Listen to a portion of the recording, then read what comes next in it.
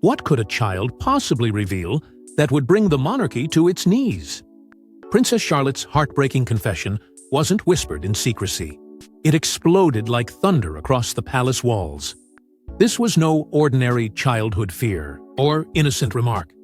It was a revelation so raw, so piercing, that it forced Prince William to act in a way no one expected. By turning his wrath on Queen Camilla's own bloodline, the weight of her words carried the force of centuries of tradition, clashing with the fragility of a young girl's heart. And yet, despite her age, Charlotte knew what she had to say could never remain hidden. The innocence of her voice only deepened the gravity of what was spoken. Charlotte, often described as strong-willed and spirited, revealed truths that no child should have to carry. For weeks, she had kept silent, trying to protect the family she adored. But the burden grew too heavy. On that fateful day, her composure cracked, and the tears she had fought so hard to hold back flowed freely. The confession tumbled out, halting, trembling, yet devastatingly clear. She spoke of moments when she had felt overshadowed, diminished, and even wounded by those who should have been her protectors. And in the center of her anguish stood Camilla's grandson, whose actions had scarred her young heart in ways she could no longer hide. The room fell silent. Those present could hardly believe what they were hearing. For in the monarchy, appearances mean survival, and weakness, especially from within, is a fatal flaw. William's face darkened with a mixture of shock and fury. It was not simply the pain in his daughter's words that shook him. It was the realization of who was implicated. The link between Charlotte's suffering and Camilla's bloodline transformed this from a private family matter into a crisis that threatened to tear the royal house apart. For William, the line between paternal instinct and royal duty blurred in an instant. He was not just a father comforting his daughter. He was the heir to the throne, confronted with a betrayal that carried political, emotional, and symbolic consequences.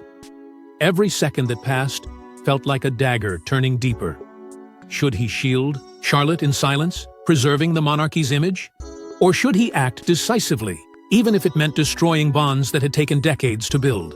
His choice would not only determine the fate of Camilla's grandson, but alter the course of the crown itself. Meanwhile, aides scrambled behind the scenes, sensing the eruption of a storm they could not control. Whispers began circulating in Kensington Palace corridors, fragments of Charlotte's confessions spreading like wildfire. Some staff members wept quietly, shaken by the raw innocence of her words. Others whispered warnings, fearful of what William's next move might unleash. In a family where loyalty was currency and betrayal a death sentence, Charlotte's truth became a weapon, one that could not be buried, no matter how deep the palace tried to dig. There was no escaping the fact that this revelation was larger than one child's pain. It was a mirror held up to the monarchy itself, exposing fractures that had long been hidden beneath polished ceremonies and public smiles. Charlotte's truth was not just personal. It carried with it the power to destabilize everything the crown stood for. And with William now at the center of the storm, the monarchy was on the brink of an inferno no one could contain. But Charlotte's confession was only the spark. The inferno that followed revealed fractures in the royal family deeper than anyone imagined. When the door shut behind him, William was no longer the polished prince the world adored. He was a father on the edge of fury, demanding answers. And the target of his wrath was not a stranger. It was Queen Camilla's grandson, a boy whose very presence now carried the weight of betrayal and disgrace. In that instant, the mask of royal composure fell away, replaced by something raw, primal, and unstoppable. The man who had learned from childhood to bury emotion under duty now found himself ruled by a fire that no crown could contain. Charlotte's trembling voice replayed, in his mind like an unrelenting echo. Each word she had spoken, each sob that escaped her lips, twisted inside him like a blade. A father's instinct is to protect, but William carried more than instinct. He bore the fury of a man who had promised his daughter safety within walls that had now betrayed her. The thought that Camilla's grandson had been the source of her anguish made his hands tighten, his jaw clench, his heart thunder with rage. At that moment, William wasn't the heir to the throne. He was a father stripped of patience, ready to wage war for his child. He found Camilla in a quiet corridor, the very air trembling with the weight of his fury. The confrontation was immediate, sharp, and cutting. William's voice, usually tempered, with royal restraint, now carried the power of thunder. He accused her not of failing as a stepmother or as a queen, but of allowing her bloodline to cross a line so grave it could not be forgiven. His words were laced with venom, heavy with years of silent resentment that now boiled to the surface. This was no polite disagreement. This was war, declared not in parliament or through speeches, but in whispers and shouts behind palace doors. Camilla, stunned and cornered, struggled to form a defense. Her attempts to explain dissolved under William's unrelenting glare. His accusations struck like hammers, each one a reminder that her place in the monarchy was precarious, built on fragile alliances and grudging acceptance. To hear her grandson's name tied to Charlotte's confession was more than a wound. It was the unraveling of everything she had clawed and fought to protect. Palace staff passing by heard fragments of the exchange. The sound of raised voices carried through the walls, shattering the illusion of harmony. Rumors swirled instantly, words like unforgivable, betrayal, and, most chilling of all, title stripped. The very mention of removing a title ignited whispers among courtiers who knew the symbolic weight of such an act. It was not merely punishment, it was an erasure, a declaration that one was unworthy of royal blood. What William unleashed in that corridor was more than the fury of a father. It was the fury of a man who understood that the crown could not survive if its future was stained by scandal from within. His wrath was not simply reactionary, it was transformative, foreshadowing a shift in power that would redefine the monarchy itself. By targeting Camilla's grandson, William wasn't just seeking justice for Charlotte. He was reshaping the hierarchy, reasserting control, and sending a clear, undeniable message that the protection of his children came before tradition, before protocol, and even before his father's fragile alliances. Yet William's fury could not stay contained, for what came next would leave Camilla reeling in humiliation before the entire nation. Camilla had fought for decades to secure her place, to transform from scorned outsider to crowned queen. But nothing could prepare her for the moment her grandson's name was dragged into disgrace by William himself.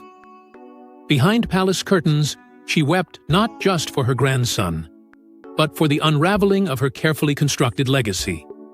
The pain was sharp, unrelenting, and deeply personal. This was not the calculated cruelty of the press or the judgment of the public. It was the condemnation of her own family, delivered by the future king. For all her battles to be accepted, for all her victories against the odds, she now stood on the brink of humiliation so severe it threatened to undo everything she had built. When she turned to Charles, desperate for comfort and intervention, she was met not with reassurance, but with silence so cold it felt like betrayal itself. The man who had once defended her against the world now sat frozen, torn between his love for his wife and his loyalty to his son. His refusal to act spoke louder than words. It told Camilla that William's decision could not and would not be reversed. She was left stranded, abandoned in her own palace, realizing that even the king's crown could not shield her from the storm closing in. In those long hours of despair, memories of her past battles flooded her mind. She remembered the scorn of the press when she was branded the villain of a royal marriage. She recalled the years spent as an outsider, watching from the shadows, desperate for a sliver of acceptance. She had endured whispers, mockery, and relentless judgment, clawing her way toward legitimacy. And yet, the cruel irony was that her hardest-won triumph, the crown on her head, now felt hollow in her hands. The very monarchy she had fought to, belonged to, was casting her bloodline aside without mercy. The thought was devastating. Her grandson's name, once a source of pride, was now spoken in hushed tones, tainted with disgrace. She could already see the future that lay ahead. A bloodline forever branded as unworthy, unfit to stand beside the heirs of William and Catherine. This was not just punishment for a boy, it was a warning to her, a declaration that her family's place in the royal order was fragile and easily erased. The whispers among courtiers made the wound even deeper. Once, they had been careful, cautious in her presence. Now, their pity was palpable. Behind closed doors, they spoke of her as powerless, a queen in name, but not in influence. She saw it in their eyes when they bowed, a subtle shift, an unspoken acknowledgement that her authority had crumbled. The palace walls themselves seemed to hum with betrayal, each whisper eroding her dignity further. It was in a quiet, solitary moment, staring at her reflection, that Camilla faced the cruel truth. The crown on her head was no shield against William's wrath. All her battles for acceptance, her triumphs over adversity, and her years of resilience meant nothing in the face of his decision. For the first time since she had entered the royal stage, she felt utterly defeated, her power stripped away not by strangers, but by the very family she had tried so hard to serve. But if Camilla thought her tears could soften William's stance, she was wrong. The storm had only just begun. Charlotte's confession may have broken the palace's facade, but it also broke her. For in exposing the truth, she became both the victim and the reluctant catalyst of a royal war. Alone in her room, she clutched her diary, the very pages that revealed everything she could not say aloud. Her words had unleashed a storm that shook the monarchy, yet she was still a child, trembling beneath the weight of consequences she could not fully understand. What had begun as a desperate cry for honesty now felt like a chain binding her to a future she never asked for. Her innocence, once her greatest shield, now collided with the crushing responsibility her confession had unleashed. For the first time, Charlotte realized that the truth could wound as deeply as lies, and that her courage in speaking out came at a price she could never repay. Every whispered conversation in the corridors, every pointed glance in the palace reminded her that she had changed everything. Her words had not simply exposed her pain. They had altered the course of the crown itself. That knowledge sat heavy in her chest, forcing her to grow up far too quickly. Fear became her constant companion. She worried endlessly that telling the truth had fractured her family forever. What if her father and grandmother could never reconcile? What if her confession turned into the wedge that split the monarchy apart for good? The thought of being the cause of such destruction haunted her. Each night, she replayed the moment of revelation in her mind, wishing she could take it back, even as she knew she never could. The burden of honesty weighed heavier than the secret ever had. For Catherine, the pain was doubled. She stood at her daughter's side, her heart breaking with every sob Charlotte released. But she was also bound to William, who carried a fury that demanded action. Catherine was torn, caught between the instinct to protect her child and the duty to support her husband's decision. She feared what William's anger might unleash, even as she understood why he could not stay silent. Her anguish was not just for Charlotte, but for the family as a whole, teetering on the edge of collapse. The diary became Charlotte's only refuge. In its pages, she poured out the torment she had endured, moments of isolation, confusion, and betrayal that had left scars no child should carry. The words were messy, emotional, but raw in their honesty. It was a testimony of her pain, one that, if ever uncovered, could expose even more than her spoken confession had revealed.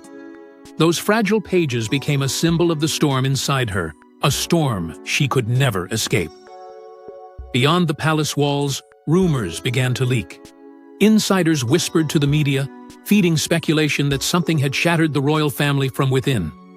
Headlines hinted at betrayal, disgrace, and punishment. Looming on the horizon, the world was watching, eager to uncover the truth, while Charlotte remained trapped in the silence of her own guilt. Every newspaper that crossed her sight felt like a dagger, a reminder that her private pain had turned into public spectacle. There was a chilling sense, even among those closest to her, that Charlotte's burden would shape her destiny as a future queen. She was no longer seen as just a child. She was a figure thrust unwillingly into history's pages, her role defined not by choice, but by the confession she had made. Whether she wished it or not, she was now part of a story that would echo for generations. And as Charlotte wrestled with her guilt, William prepared to make his decision public, an act that would ignite chaos across Britain. When William spoke, the world listened. His words, sharp and deliberate, cut through centuries of royal tradition. In a single stroke, he stripped Camilla's grandson of his title, transforming a private family wound into a global spectacle. It was not a whisper behind palace doors, not a hushed reprimand kept in the family circle. It was a public declaration, broadcast to a nation that had grown weary of secrets, a statement that carried the weight of history and the fury of a father who would not be silenced. The announcement was staged with precision. Every gesture, every pause, carried meaning. William stood before an audience that expected him to preserve tradition, but instead, he shattered it. His tone was measured, but his words struck like steel. With unwavering conviction, he declared that the monarchy could not and would not protect those who inflicted harm within its walls, no matter whose blood they carried. The air was electric, every syllable cutting through centuries of protocol, as if William himself was rewriting the monarchy's rulebook in real time. Across Britain, the reaction was immediate and visceral. Gasps echoed in living rooms, pubs, and public squares as the news spread. For many, it was unthinkable that the monarchy would publicly turn against its own. To strip a child of a royal title was more than punishment. It was permanent disgrace. It meant erasure, a declaration that one's name no longer belonged to the lineage of kings and queens. The symbolism was undeniable. William was not simply protecting his daughter, he was purging the monarchy of what he deemed unworthy. For Camilla, the blow was devastating. Watching her grandson's identity torn away in front of the world was agony beyond measure. She had endured years of ridicule, clawed her way from being the most despised woman in Britain to wearing a crown. And now, before her very eyes, the legacy she fought to preserve was dismantled in seconds. The anguish etched into her features told the story of a woman stripped not only of dignity, but of power. She had no words to shield him, no authority to protect him, no crown heavy enough to outweigh William's judgment. The public's response fractured along sharp lines. Loyalists to William praised his decision as courageous, a declaration that the crown would stand for justice, even against its own blood. They saw it as the mark of a modern king in the making, one unafraid to challenge the sins of the past. But critics erupted with fury, accusing him of cruelty, of targeting a child to settle old family grudges. Newspapers filled with polarized headlines, some heralding William as a hero, others branding him ruthless. The monarchy, already fragile, was thrown into a new storm of controversy. And so, a new war was born, not fought on battlefields, but in the hearts and minds of the people. In parliament debates, in whispered conversations across dinner tables, William's act had ignited more than outrage. It had drawn a line in the sand, pitting him directly against Camilla in a conflict that was no longer private, but deeply, dangerously public. Every headline, every broadcast, every protest in the streets became a weapon in this unfolding battle. But stripping a title was only the beginning. What William unleashed would shake even King Charles to his core. King Charles had always believed he could keep peace within his fractured family. But now, with his son and his wife locked in battle, he was forced into an impossible choice. Should he defend his wife's grandson or stand beside his son, the future king? The weight of the crown had never felt heavier, not even in the days following his mother's death. This was different. This was personal, brutal, and inescapably public. No matter what decision he made, someone he loved would be left shattered, and the monarchy itself would be dragged deeper into turmoil. Behind the gilded doors of the palace, Charles wrestled with sleepless nights, consumed by a torment that gave him no rest. His loyalty to Camilla, the woman who had stood by his side through storms of scandal, pulled him one way. But his loyalty to William, his heir, and the man destined to carry the monarchy forward, pulled him the other way. Each time he closed his eyes, he saw Camilla's tears on one side and William's fury on the other. The crown, once a symbol of unity, had become a dividing blade cutting through his heart. Advisors, ever practical, reminded him that the public's sympathy was not with Camilla, but with William. The people admired William's boldness, his fierce defense of his daughter, and his willingness to put family above tradition. To stand against him, they warned, would be to risk alienating the very nation Charles had sworn to serve. The image of a king clinging to his wife's family at the expense of his own heir was dangerous, even fatal, for the monarchy's reputation. And though Charles bristled at their words, he knew they carried truth. Still, the thought of betraying Camilla gnawed at him. He had fought so hard for her acceptance, endured decades of ridicule and scorn, only to finally see her crowned at his side. To abandon her now, when her grandson was the one cast out, felt like a cruelty he could not bear. Yet he knew that standing too firmly with her might drag him down into the same disgrace. The legacy of his reign, the fragile stability of the monarchy, could collapse under the perception that he had chosen love over duty. In the silence of his private chambers, Charles found himself haunted by the ghost of Diana. Her name lingered in every argument. Her presence echoed in every decision. He thought of William's unyielding strength, so reminiscent of her defiance, and he wondered if her shadow had guided him to this moment. Diana had always been seen as the defender of her children, the protector of innocence against palace cruelty. Now, in the wake of Charlotte's confession, William had inherited her mantle, and Charles felt himself cast once more as the man who had failed her. The realization cut deeper than any council or debate. The survival of the monarchy depended not on Charles's will, not even on Camilla's endurance, but on the fragile truth spoken by his granddaughter. Charlotte's confession had become the axis upon which the crown's future turned. To dismiss it would be to betray the next generation. To defend it was to risk alienating the present. Charles stood in the center, paralyzed, a king torn between two worlds, between his heart and his throne. As Charles faltered, another figure stepped into the spotlight, one who refused to remain silent any longer. Anne had watched in silence as her family tore itself apart. But this time, silence was betrayal. With her sharp tongue and unshakable authority, she shattered the palace's carefully guarded secrecy and revealed why William's decision was not just justified, but necessary.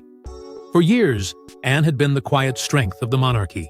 The one who endured without complaint, the one who worked tirelessly without headlines. But now, her patience has ended. The moment she opened her mouth, the weight of her words carried the same force as any decree. Because Anne did not speak lightly, and when she did, the world listened. Her declaration in defense of Charlotte was nothing short of fiery. She made it clear that the young princess's truth could not, and should not, be dismissed as mere childish fantasy. Anne reminded everyone that Charlotte's confession came not from spite, but from innocence, and that innocence had to be protected at all costs. To ignore it, she said, would not only betray Charlotte, but would betray the very ideals the crown claimed to uphold. Her words cut through the lingering doubt, transforming Charlotte's revelation from a family scandal into a royal reckoning. Anne did not stop there. With unflinching precision, she condemned Camilla's family. She spoke of boundaries crossed, of trust broken, of a failure that could never be excused.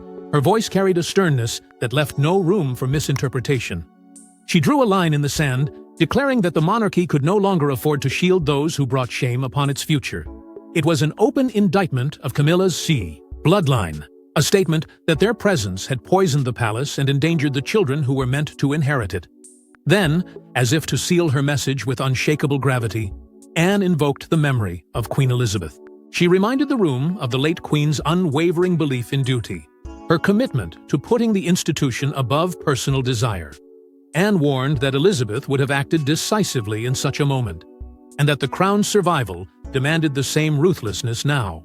By invoking her mother's legacy, Anne gave her words a haunting resonance, one that silenced even the most skeptical voices in the chamber. The effect was immediate. Courtiers who had once whispered their doubts in secret now rose to their feet, in open applause. It was a rare moment inside the palace, one where the hidden, muffled voices of those who felt silenced for too long finally found release. Their standing ovation was not just for Anne's words, but for the courage she displayed in breaking the family's code of silence. In that instant, the tides shifted. What had been William's private battle now became a collective stance. Outside the palace walls, Anne's words spread like wildfire. Headlines praised her courage, commentators hailed her as the voice of reason, and the public devoured every detail of her fiery condemnation. For a monarchy long accused of secrecy and silence, Anne's defiance was refreshing, even electrifying. She had taken the truth that Charlotte whispered and amplified it into a national cry for justice. Her intervention left no doubt.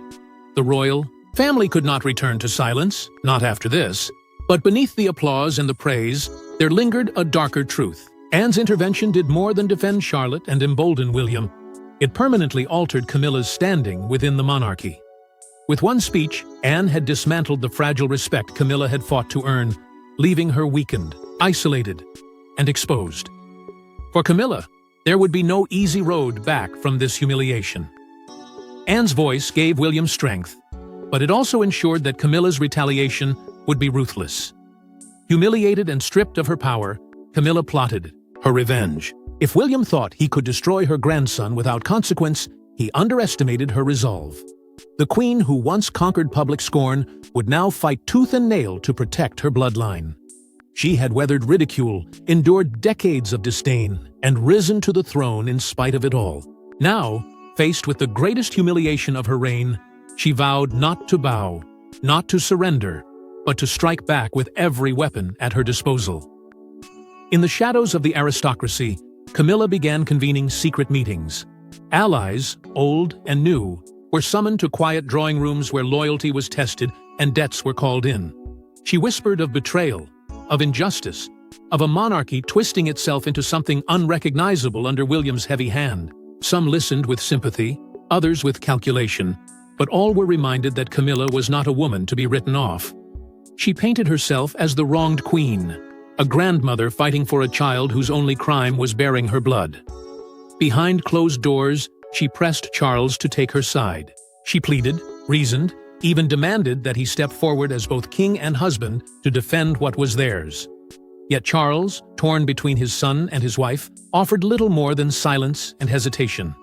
His refusal to commit only deepened her desperation. To her, his silence was betrayal, but Camilla knew she could not rely on him.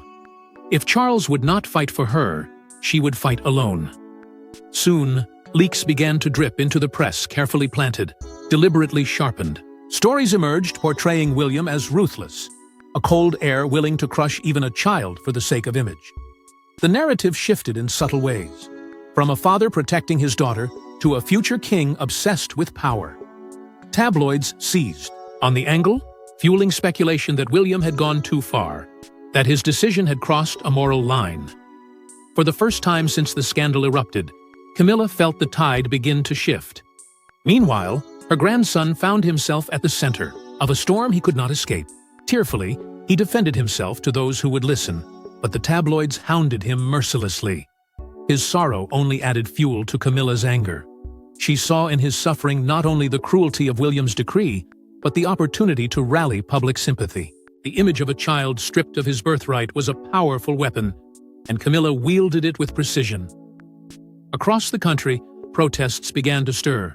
Some rallied outside royal palaces, holding banners and chanting against the cruelty of punishing a child for the sins of a family. Public opinion, once firmly on William's side, now wavered. For every supporter who praised his courage, another voice rose condemning the harshness of his judgment. Camilla seized on this unrest, feeding it with carefully chosen words and veiled suggestions. The monarchy, already fragile, now faced a public divided by anger and pity. And in her darkest moments, Camilla considered unleashing the most dangerous weapon of all, secrets buried deep within Diana's legacy. She knew things that had never reached the public, stories that could tarnish not only William's image, but the very memory he had sworn to protect. To threaten Diana's legacy was to strike at the heart of William's authority. And though she hesitated, the possibility lingered like a storm cloud ready to burst. But even Camilla's counterattack could not prepare her for the final blow, one that would come from within the palace itself. The monarchy had survived wars, scandals, and betrayals, but never had it faced such an intimate, devastating fracture. At its heart was not politics nor power, but the confession of a little girl and the fury of a father who would not be silenced. For all its traditions and grandeur, the crown now stood exposed, its fragile image collapsing under the scrutiny of a nation that had seen too much. The carefully constructed facade of unity shattered, leaving behind only raw truth and unhealed wounds. In the chaos, William emerged as the unshakable protector of his children. No longer just the heir, he was a father first, and the public embraced his defiance as both righteous and necessary. Charlotte, too, began to find strength in her ordeal. What had once been guilt and fear transformed into courage. Her voice no longer a burden, but a testament to resilience. Her truth, though painful, became the very foundation upon which the monarchy's future now stood. Charles, after nights of torment, finally acted not with words, but with silence. By refusing to challenge William, he gave his heir the authority to lead, quietly acknowledging that the survival of the crown depended on standing with his son. It was a sacrifice that left Camilla isolated, her allies withdrawing, her influence fading into the shadows. Even those who once stood firmly beside her now stepped back, unwilling to be dragged into the fallout of a battle she could not win. The conclusion was chilling. The monarchy endured, but it emerged scarred, reshaped, and forever changed. William's act had preserved its future, but at a cost that could never be forgotten. The exile of Camilla's grandson became a permanent reminder that bloodlines alone did not guarantee belonging. The crown survived, but the price of survival was blood, betrayal, and the permanent exile of a queen's grandson. Thanks for watching. Don't forget to like and subscribe, and we will see you in the next one.